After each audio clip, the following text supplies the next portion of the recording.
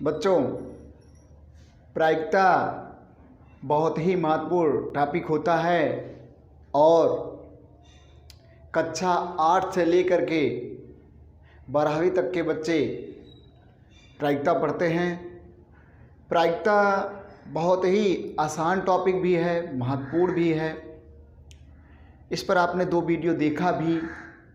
आज बच्चों हम लोग केवल पास्य आधारित तथा डाइस आधारित प्रश्न को करेंगे। और आपको बताया था बच्चों, जो लूडो की गोटी होती है वही पासा होता है। ये देखिए आपके पास यहाँ पर पासा दिखाया गया है।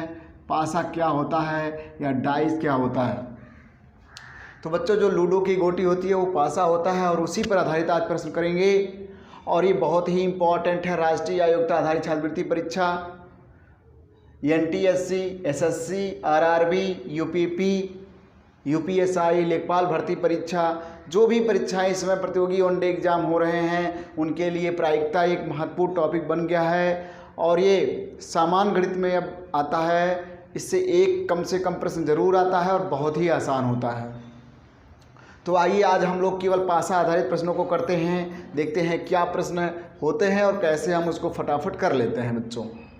बच्चों पासे एक प्रश्न है, एक पासे को एक बार फेंकने पर ज्ञात कीजिए कुल परिणामों की संख्या, सम अंक आने की प्रायिकता, विषम अंक आने की प्रायिकता, अभाज्य अंक आने की प्रायिकता, समअभाज्य की प्रायिकता, 3 के गुणक की प्रायिकता, 6 के गुणनखंड आने की प्रायिकता। इस तरह से प्रश्न उसमें बनाए जा सकते हैं बच्चों। और आप जो भी लूडो की गोटी फेंकते हैं यानी पासे को फेंकते हैं तो परिणाम क्या आते हैं आपको मालूम होना चाहिए। परिणाम क्या आते हैं? या तो 1 आएगा, या 2 आएगा, या तो 3 आ जाएगा, या तो 4 आ जाएगा, 5 आएगा या 6 आएगा। इसी में से कोई परिणाम आ सकता है। इसलिए परिणामों की संख्या क्या हो गई? 6 हो गई। ये आपका उत्तर हो गया, पहला आंसर निकल आया। आगे देखिए, सम अंक आने की प्रायिकता। इस परिणामों को ध्यान से देखिए। जिसकी प्रायिकता निकालनी है उसको अंश में लिखना है और टोटल परिणामों की संख्या को हर में लिखना है। इसमें सम कौन कौन है? इसमें अगर देखेंगे तो सम कौन कौन है? सम है 2, 4, 6। अर्थात इसको ध्यान से देखें तो सम कितने हैं? 3 हैं। तो जिसकी प्रायिकता निकालनी है उसके परिणाम 3 हो गए और कुल परिणामों की संख्या क्या है? 6 है। तो 6 से भाग देंगे तो आएगा 1/2। अगला प्रश्न देखिए, विषम अंक आने की प्रायिकता। इसमें विषम क्या क्या आ रहा है आप जानते हैं। पिछले वीडियो में भी इस प्रश्न को शामिल किया गया है बच्चों। फिर से देखिए यहाँ विषम कौन कौन है? 1 है, 3 है, 5 है। तो यहाँ पर विषम कितने हैं? 3 हैं। जिसकी प्रायिकता निकालनी है उसके परिणामों की संख्या को अंश में लिखेंगे, 3 हो गया।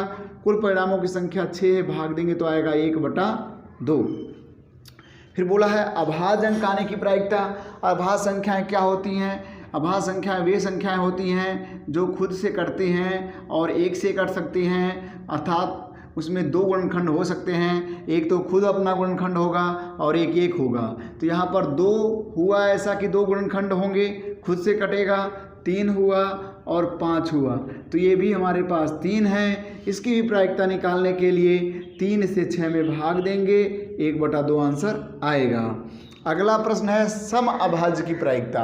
तो अभाज्य में सम देखिए, अभाज्य में सम कितना है? केवल 1 है। इसलिए उसका अंश 1 कर देंगे और हर में हमेशा क्या रहेगा? 6 ही रहेगा। तो सम अभाज्य की प्रायिकता 1/6। अगला प्रश्न है बच्चों 3 के गुणक की प्रायिकता। और आपको बताया गया कि 3 के गुणक क्या होते हैं? 3 के गुणक, गुणक का मतलब अपवर्त होता है। तो 3 होगा और 6 होगा। अर्थात कुल कितने होंगे? आप देख रहे हैं कि 2 होंगे। तो यहाँ पे करना है 2/6, भाग देंगे तो आएगा 1/3। इसका उत्तर आ जाएगा। तो प्रायिकता ये निकल गई। अब प्रोबेबिलिटी निकालनी है 6 के गुणनखंड आने की। आप 6 के गुणनखंडों को देखिए। 6 की गुणनखंड आपको बहुत अच्छे से समझना है कि गुणनखंड क्या होता है। गुणनखंड का मतलब होता है जिससे 6 कट सकता है। तो 6 किससे कटेगा? 1 से कट सकता है, 2 से भी कट सकता है, 3 से भी कट सकता है और 6 से भी कट सकता है। तो गुणनखंड को हम अपवर्तक भी बोल सकते हैं, अपवर्तक। आपको एलसीएम एचसीएफ में भी बताए थे डिवाइजर कौन कौन है, किससे 6 कटेगा। तो आप देख रहे हैं ये कितने हो गए, टोटल 4 हैं। तो इसकी प्रायिकता हो जाएगी 4/6 और काटेंगे 2 से तो आएगा 2/3। इस तरह से पासे को अगर एक बार फेंका जाता है तो उस पर ये विभिन्न प्रश्न हो गए हैं। एक ही प्रश्न में मैंने यहाँ 7 पार्ट बताया है। इससे तो एक डाई को फेंकने पर जो भी प्रायिकता का क्वेश्चन बन सकता है वो पूरा का पूरा शामिल किया गया है बच्चों, इसको ध्यान से देखेंगे। अब हम पासे को 2 बार फेंकने वाले प्रश्न को करते हैं बच्चों हम लोग अब पासे को 2 बार फेंकने या 2 पासों को 1 बार फेंकने पर जो परिणाम होते हैं और उस पर जो प्रायिकता होती है उसे करेंगे। बहुत ज़्यादा बार ये प्रश्न आता है राष्ट्रीय आयोग्यता आधारित छात्रवृत्ति परीक्षा में कि एक पासे को 2 बार फेंका गया तो परिणाम क्या होंगे, प्रायिकता क्या होगा। बच्चों प्रश्न ऐसा भी हो सकता है एक पासे को 2 बार फेंकने की बात करें या 2 पासों को 1 बार फेंकने की बात करें तो परिणाम वही होंगे, क्योंकि जब हम पासे को 2 बार फेंकते हैं तो वहाँ 2 फेस आने की बात होती है कि पहले पर क्या आएगा, पहले पासे पर क्या आएगा या दूसरे पासे पर क्या आएगा। तब यहाँ पर 2 फेस की बात होती है, 2 तल की बात हो जाती है। तो यहाँ पर आप खुद सोचिए कि जो आने वाले जो परिणाम होंगे, अगर 2 पासों को फेंका जाएगा तो 2 कोई आएगा, इस पर 1 भी आ सकता है, 2 भी आ सकता है, 6 भी आ सकता है, इस पर भी 1 2 3 4 5 6 आ सकता है। या एक पासे को 2 बार फेंकेंगे तब भी परिणाम हमारे जोड़े में आएंगे। परिणाम किस में आएंगे, पहली बात ध्यान देंगे कि परिणाम जो आने वाले हैं वो जोड़े में आएंगे, जोड़े अंक में आएंगे। तो पहली बात तो ध्यान देंगे।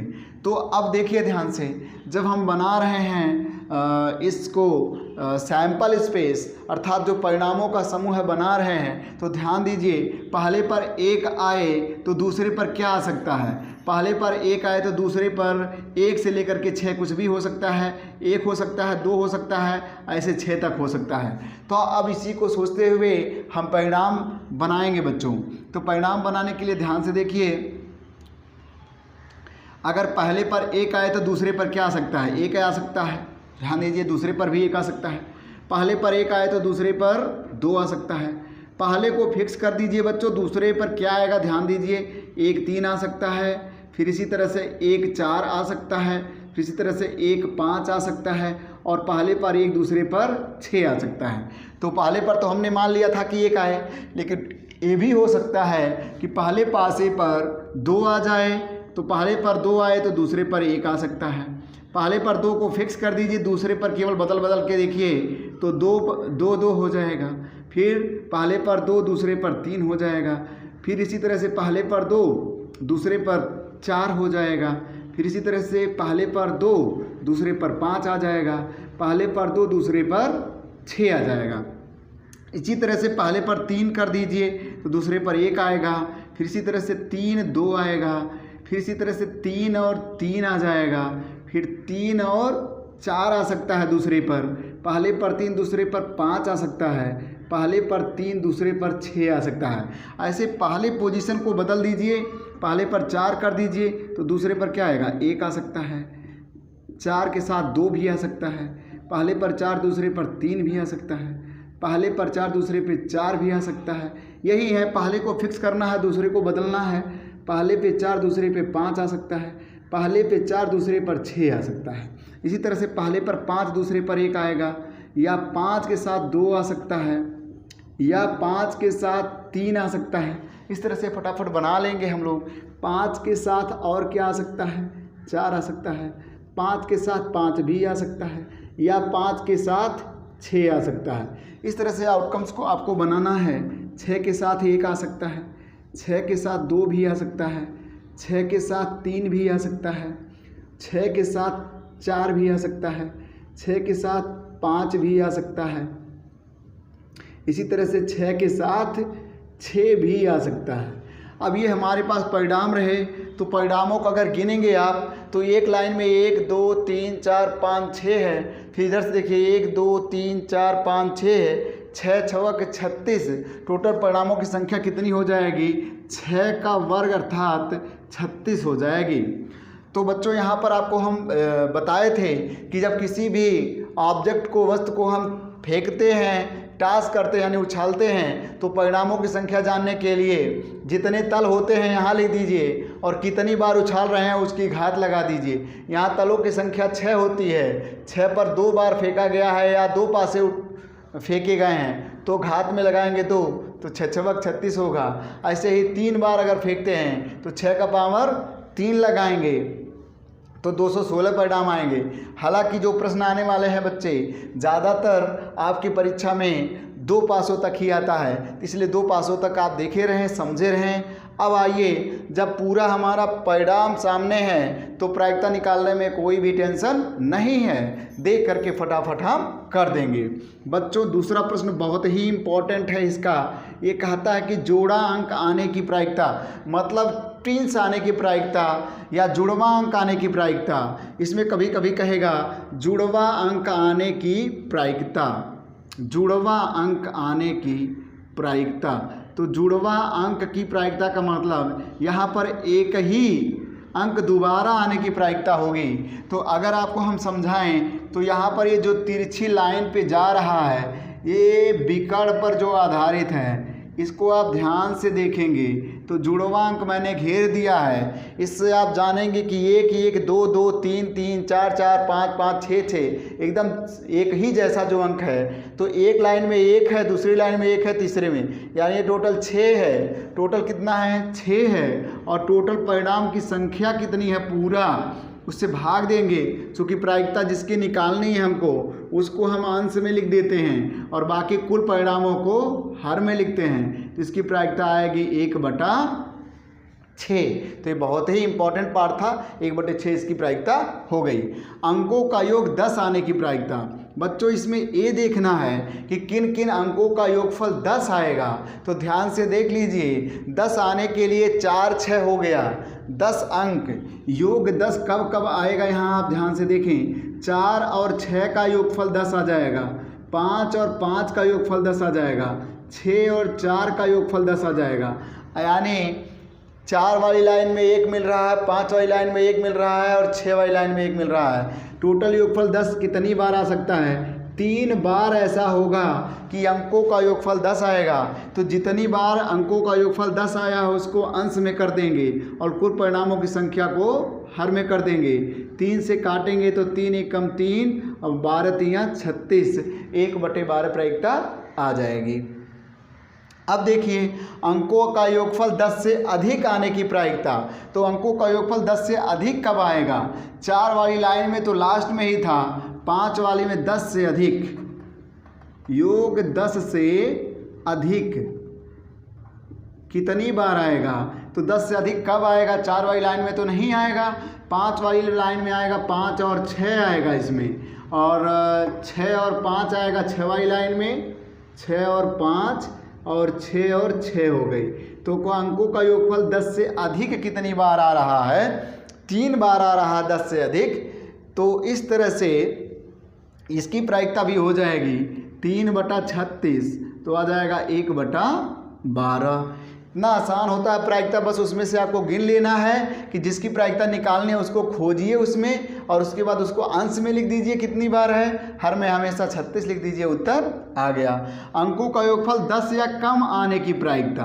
अंकों का योगफल 10 से कम, 10 या कम, योगफल जो है 10 हो या कम हो, तो 10 को शामिल कर लिया गया है। बच्चों आप जान सकते हैं अंकों का योगफल 10 से अधिक वाला इसमें ले लिए हैं, तो अंकों का योगफल चाहे 10 हो चाहे 10 से कम हो, तो वो पूरे के पूरे में से इन तीनों को घटा दीजिए। 36 में से हम 3 आउटकम को घटा देते हैं, क्योंकि 10 से अधिक वाला यहाँ लिखा गया है, 10 से कम या 10 तक इसमें और बाकी बचेंगे, तो 36 में से 3 घटाएंगे तो 33 आ जाएगा। तो अंकों का योगफल 10 हो या उससे कम हो, कितनी बार आएगा? 33 बार आएगा। इसमें 36 से भाग देंगे तो 3 से कटेगा, 11/12 आ जाएगा। तो ये बहुत ही इंपॉर्टेंट प्रश्न है। अंकों का योगफल 10 हो या उससे कम हो, अर्थात 10 से अधिक वालों को इसमें से हटा दीजिए। 3 आंकड़ों को हटाएंगे, कितने आंकड़े बचेंगे? 33 ऐसे चांस रहेंगे जिसमें 10 होगा योगफल या उससे कम होगा। प्रायिकता निकालने के लिए 36 से भाग देंगे, उत्तर आपके सामने आए। उसके बाद कहा गया है कि सम अंक आने की प्रायिकता, यानी सम कहाँ कहाँ आएगा। पहली वाली लाइन में तो दोनों सम हो नहीं सकता है। दूसरी वाली लाइन में देखिए, सम एक यहाँ पे है, सम एक यहाँ है, सम एक यहाँ है। 3 वाली लाइन में हो नहीं सकता है, एक यहाँ पे है, एक यहाँ पे है, एक यहाँ है। यानी 2 वाली लाइन में 3 बार, 4 वाली लाइन में 3 बार और 6 वाली लाइन में भी सम जोड़ा आने की 3 संभावना है। तो 3 जगह आपको मैंने मार्क किया है, 1 2 3, 3 त्रिका 9, टोटल कितना है सम जोड़ा आने की? 9 होगी। 9 बार ऐसा हो सकता है और बटा हमेशा क्या कर देना है? 36 कर देना है।